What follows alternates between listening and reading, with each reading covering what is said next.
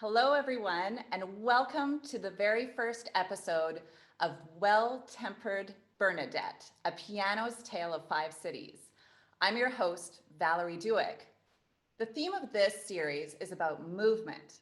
We're going to talk about what it's like to move to a new country, how we can navigate culture shock, and why it's so important to build new communities when we're moving to a new city, especially in the field of music.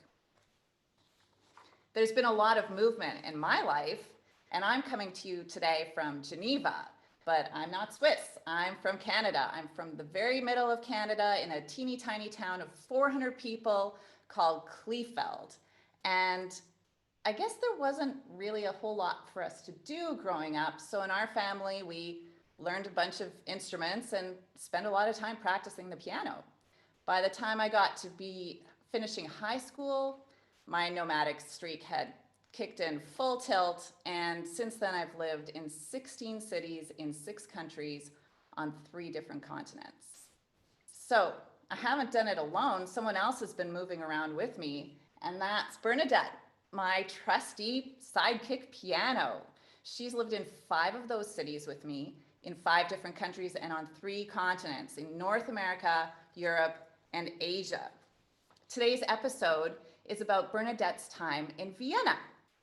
I got Bernadette in 2004, and that was when we were still living in Ottawa, which is sort of a home base for us. And by 2005, Bernadette and I were off to Vienna.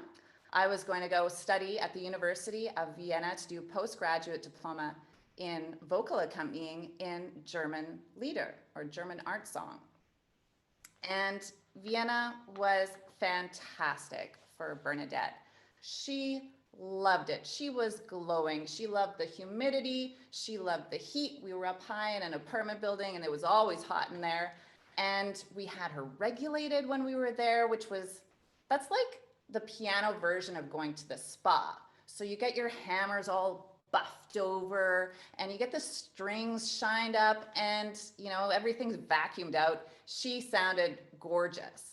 And not only that, I like to think she had sort of an accent while she was living there, because typically speaking, a piano in North America, it's tuned to 440. So what that means is the A, just above middle C, will resonate at 440 cycles per second.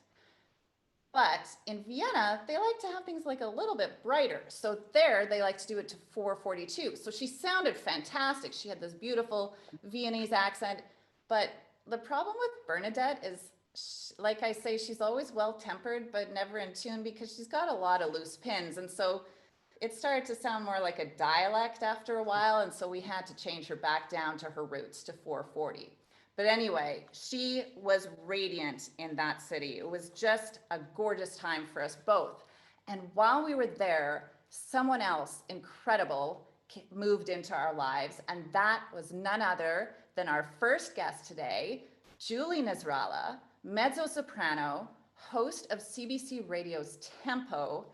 Julie is coming us today from Toronto. She has sung with festivals and opera companies and symphonies all over the world, and she seems to sing a lot for royalty as well. She's sung for Will and Kate on Parliament Hill, and she's also sung for Her Majesty Queen Noor of Jordan. Ladies and gentlemen, the girl in the chair with the big hair, it's Julie Nesrallah. Julie, we're so happy to have you here today. Thank you for joining us. Well, it is my pleasure. And Valerie, I'm so honored to be your first guest on this premiere, this inaugural podcast that you've got going. So thank you for asking me. It's great to see you. You're in Geneva, I'm in Toronto, so it's still morning here. So I could say good morning to you. Good morning to you. Thank you. It's such an honor to have you here. I wouldn't have it any other way. Aw. So just before we get going, I want to remind you that you're going to have the chance in the YouTube chat to write in your questions. If you've got some questions for Julie, just take a second to write them in the chat and we'll get to a few of those later on in the show. Or if you just want to tell us where in the world you're listening from, that would be fantastic. So I am going to move on. Julie, tell me, when was the first time you met Bernadette? Well, I believe you and I and our dear friend, Megan McPhee, were in the process of putting together a show in Ottawa, which became Carmen on Tap. And you named the show. Beautiful. You're great with words. So Carmen on Tap, we decided that we were going to produce the opera Carmen in a bar. So we were like three little kids scrambling together to try and make this show happen. It kind of reminded me of the Little Rascals, you know, with Alfalfa and Spanky putting on a show in a barn and having no clue what to do, but sort of having a clue what to do. And after jumping through a bunch of hoops, we came to the audition process.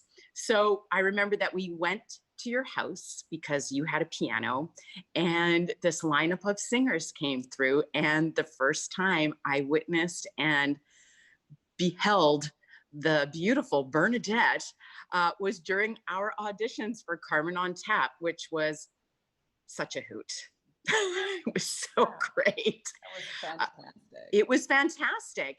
And I remember after it was over, we all gathered around and were making our decisions. And we might have had a gin and tonic at the time too. I'm not sure, but we probably did.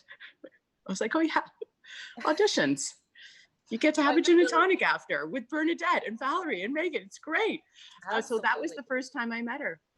Aw, that's so nice. And I know there were a lot of burgers involved in the making of that show. Oh gosh, there were so many burgers involved. So you and I actually first met in Vienna, which was just before, well, it was a little bit before, maybe a year before that.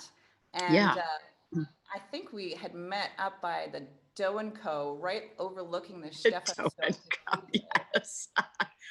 Isn't it funny how life works out, right? Just amazing. So what had brought you to Vienna in the first place there? Well, I had been living in Montreal and had recently moved back to Ottawa with the plan to apply for a Canada Council grant, for a mid-career grant to study and learn 4 different opera roles with a coach at the Vienna Staatsoper, and his name is David Aronson. I had met him on a previous, just as a fluke, trip to Paris, in which I scooted over to Vienna to visit another mutual friend that we had, and she introduced me to David Aronson, and I took one coaching with him and decided that I needed to apply for a grant to come and study with this guy. So thank you, Canada Council for the Arts, because I got the grant and decided to pack up all my toys and move to Vienna for an extended period of time to study with David Aronson, 4 roles for mezzo. And that was the whole reason that I went there. And as fate would have it, I knew who you were from Ottawa. I had seen you around, but we weren't close or anything, not for any reason. It's just that you were, but I knew your name. And when I got to Vienna and realized you were there, of course, you ganged together. We became fast friends. And so we kind of had this journey together in Vienna, which involved a whole bunch of different stuff.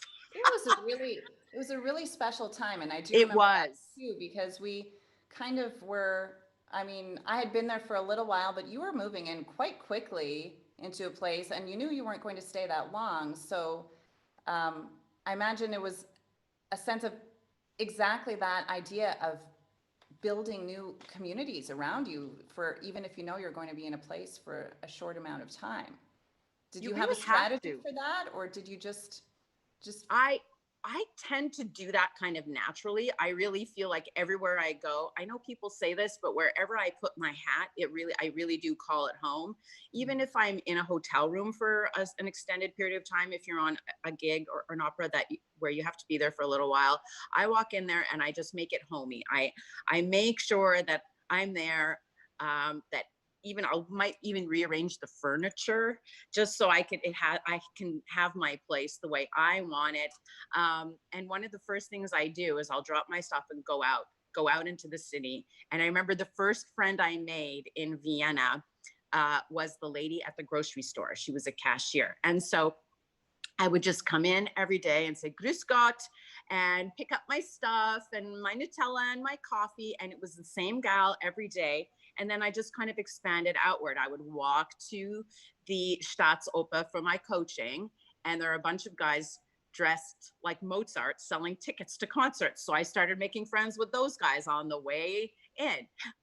So I tend to do that naturally. I think it's important to feel like you're at home everywhere you go, because we're so often on the road. And I'm a sponge, so I just go and I absorb everything around me, learn people's names, and try to feel as comfy and as homey as possible.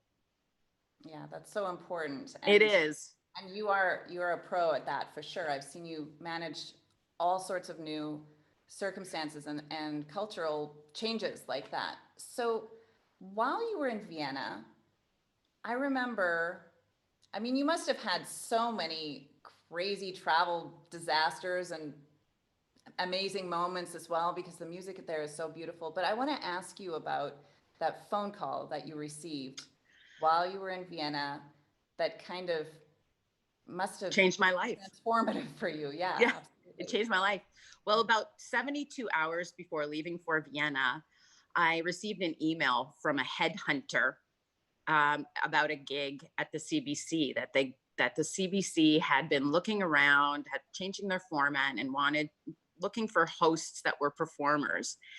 And I'm not kidding, about 72 hours before leaving, I got this email from a fellow named Daniel Weinsweig. And I wasn't really sure what the email was. I actually thought it was spam.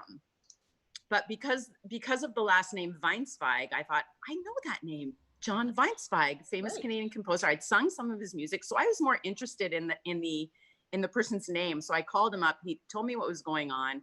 That CBC was looking for a radio host to host this massive 5-hour live national classical music program.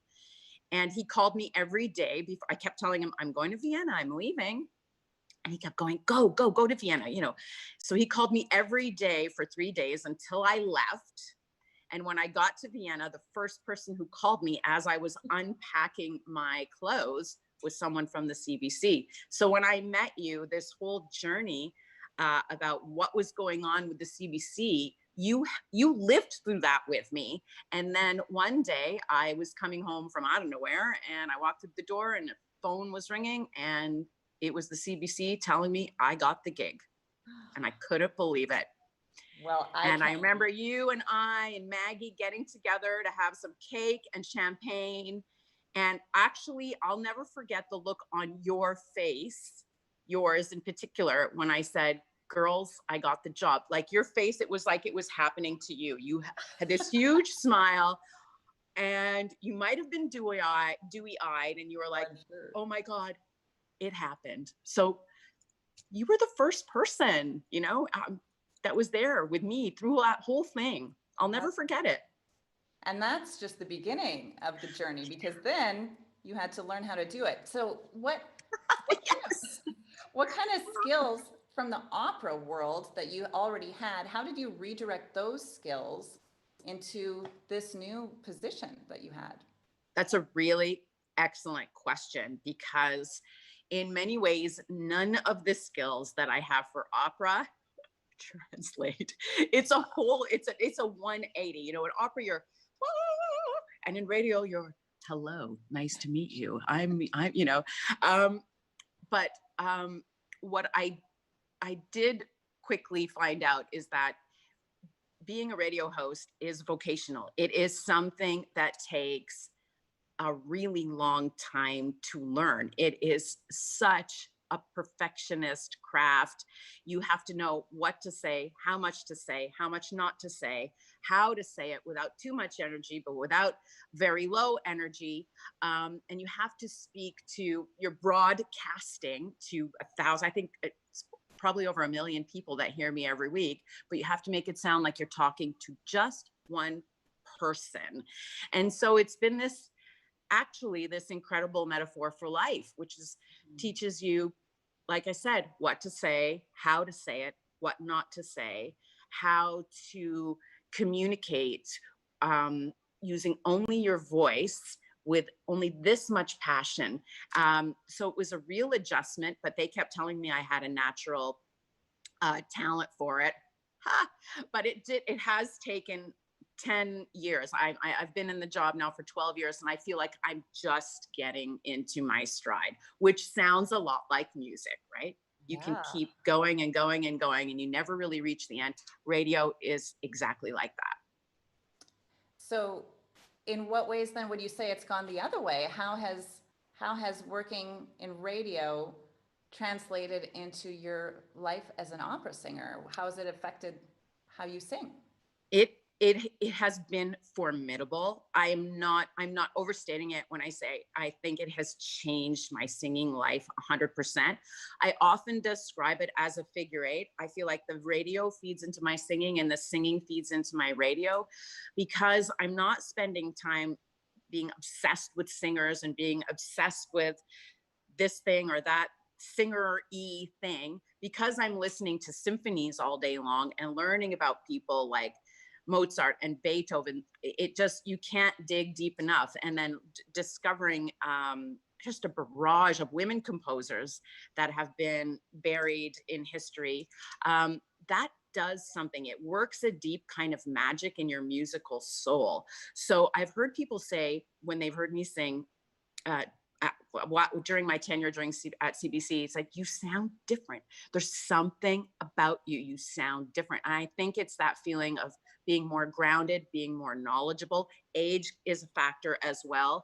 But it has definitely made me a better singer. And when I go out to perform for people who come to see me because they listen to tempo, I get to connect with a face that is on the other side of the radio. And I think that is my most favorite thing in the whole wide world, that, you know, we're all just people and we're all just trying to make a connection. And I literally take an image of the face of someone I've met and I talk to them when I'm on the radio.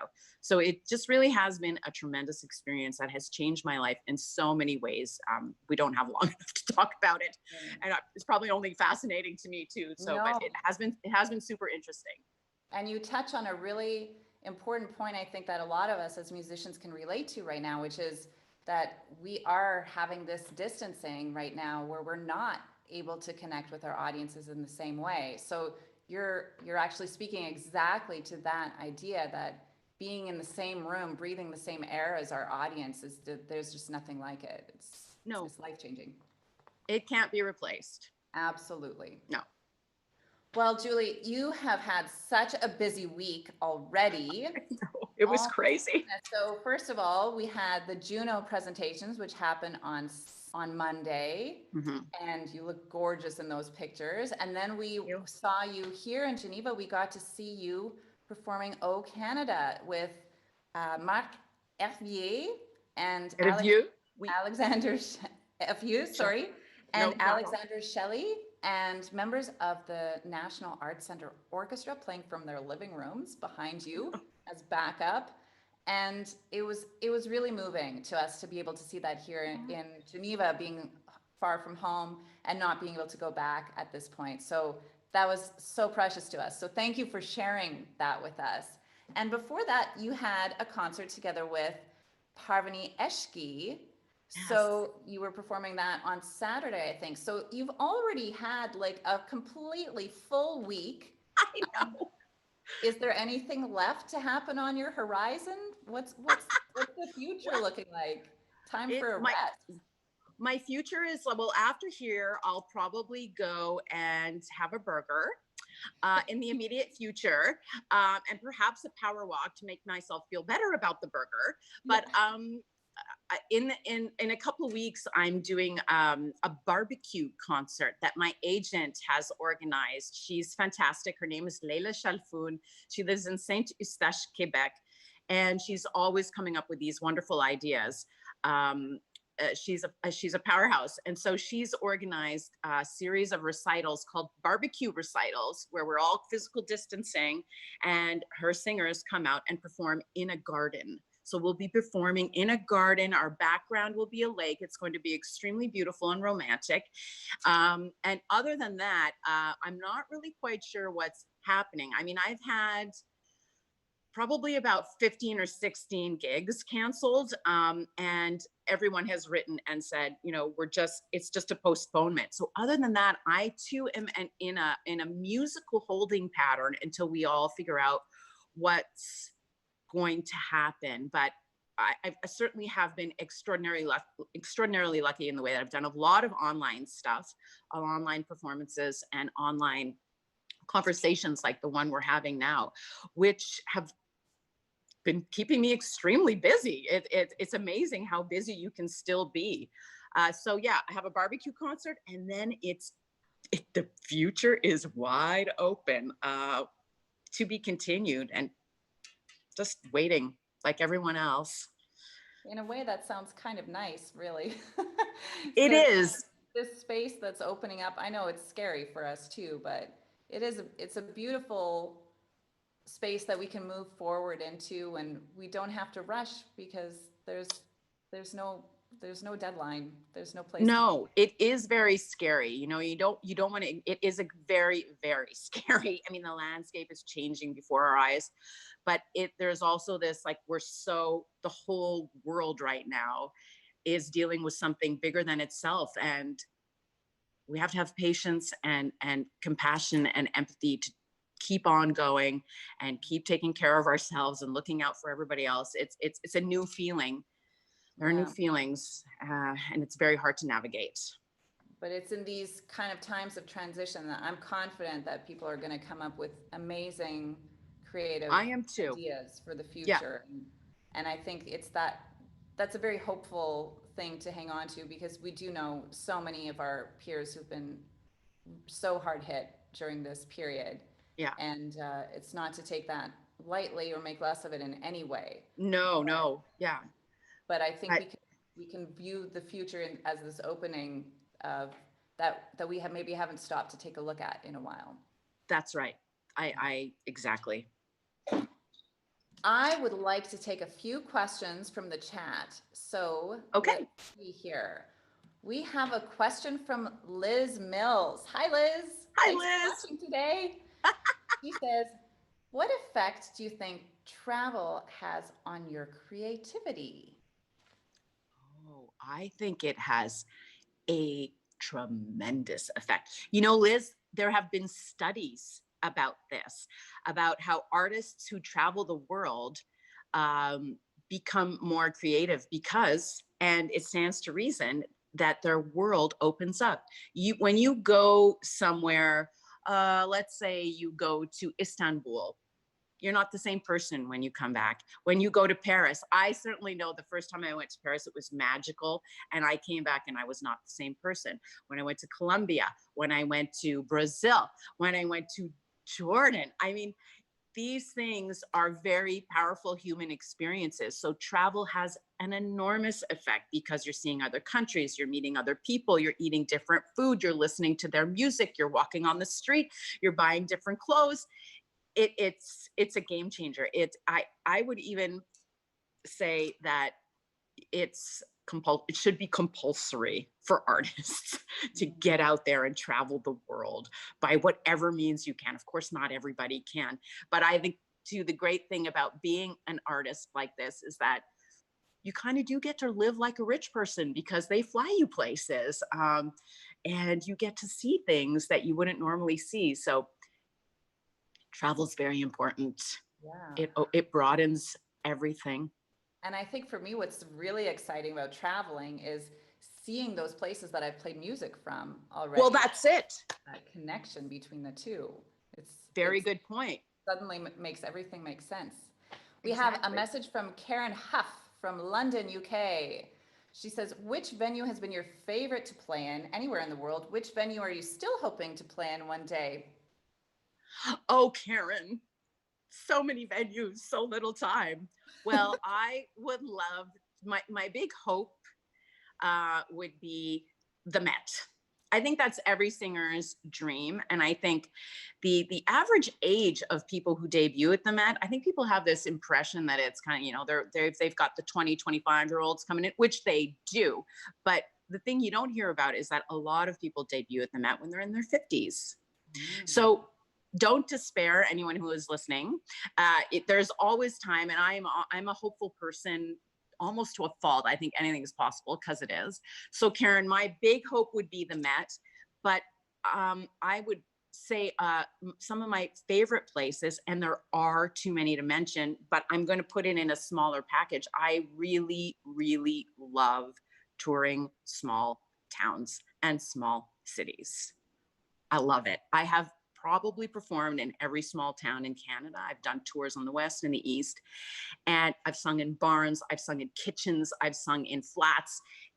And there's just something so magical about being in a small space, looking into people's faces while they're, in their living room, having a beer, just talking to them about what's happening in the song, and having this extremely casual, connected experience. So any one of those small places, it's who I am. Well, and that makes sense why you wanted to do Carmen in a pub in the Right. first place. You wanted to have the people up close, getting the spit. You want the people. Yeah. Even if I'm in a hall and in it, like a big hall, if the sound and tech guy, if he turns the lights down in the audience, I like, no, bring up the lights. And they bring it up a little bit. Like, no, turn them on. I want to see everybody's faces. I don't want to sing into a vacuum of darkness. So I think for me, the passion really is connection. Well, we have a couple of more comments, not so much questions, that I'd like to mention here. It says, hello from Evya Dairud in Pittsburgh. Fascinating conversation, and love hearing about the intersection of opera and broadcasting. Also, cool. The idea of energy translating across the radio waves. Oh yeah. We have another comment here that says, it just asks, what days of the week it's from Nona Lee Dong. What days of the week does Julie broadcast on CBC?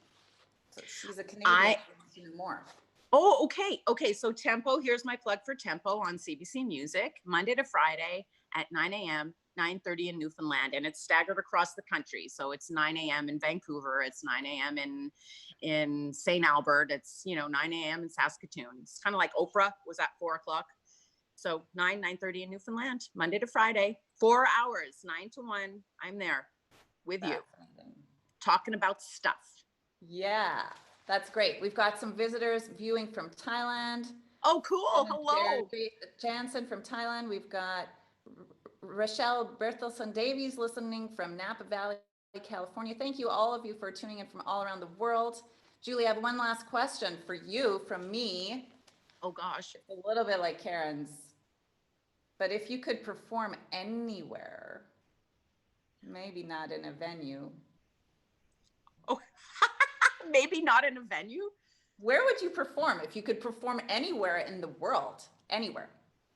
Well, I have this fantasy about being the Beyonce of opera singers. So I have like this, the first thing that clicked into my mind was like, what the heck, let's go for it, was when you just asked the question, was like being on a mountaintop in some super flowy gown with, I don't know, some orchestra that we've somehow managed to get up there. Like, let's do the fantasy together here. So there's an orchestra somewhere on that mountain. Well, I don't know where, but I'm up there with my hair blowing in the breeze like Beyonce and some flowy gown. And I'm just singing either Carmen or Delilah at the top of my lungs, like into the universe. Go big or go home, baby. Bring on the drama. I love it. Bring on the big hair. Talking about Delilah, can you introduce the clip that you brought for us to listen to your singing today? I would be delighted. So Delilah was one of the roles that I took to David Aronson in Vienna to learn.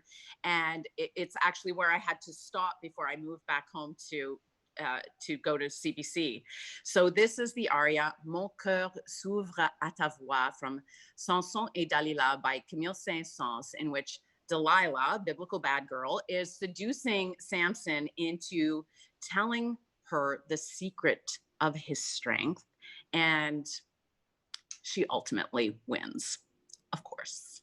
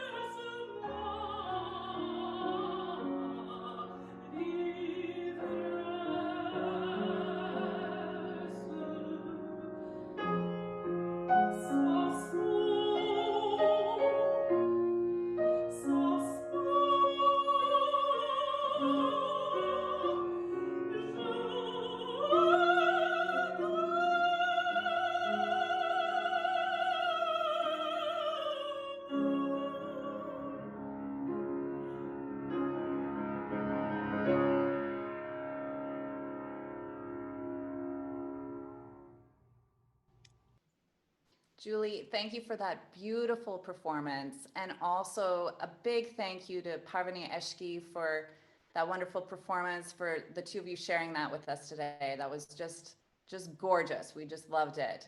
So Thank you. we've seen so many people writing into the chat, and we'd love to answer all of you. But at this point, we're going to have to wrap things up for next time. So I'll get back to you guys in a little bit. But we've had people watching from all over the world, from Saskatoon, from Steinbach, right around the corner from Kleefeld, Thailand, the States, Napa Valley, Pittsburgh. We just really, really appreciate it. And I know a whole bunch of my friends here in Geneva. So thank you so much for watching today. That's the end of episode 1. Next week is already part 2, and we will have Bernadette going to Kazakhstan. It's going to be very exciting, I promise you. And not only that, we're going to hear this incredible Kazakh traditional instrument called the dombra. It's got 2 strings. It's going to be performed for us by Adam Chenki, and his wife Phoebe is going to join us, and they're going to talk about how we met in Kazakhstan and what their experience was like there. You can check all of that out on my website at www.valeriedueck.com. You'll get the links there for the next episode. They'll be there, or you can stay tuned via email and Facebook. That is going to be next Saturday, July 11th. So you don't want to miss that. Julie, I am so honored to have had you as my very first guest. I couldn't have done it any other way. It was so great. You gave us so many great insights on what it's like to travel and to move, to change careers, to make communities everywhere you go. So thank you so much for that. Thanks also to Ivan Plazačić, who was our digital advisor today. I have to let you know that he's just graduated with a certificate in advanced studio production from Carnegie Mellon University. So congratulations, that was last week. And of course, I have to thank my co-host, Bernadette, who was delightful today. So thank you so much, friends. Stay tuned, stay well-tempered. See you soon.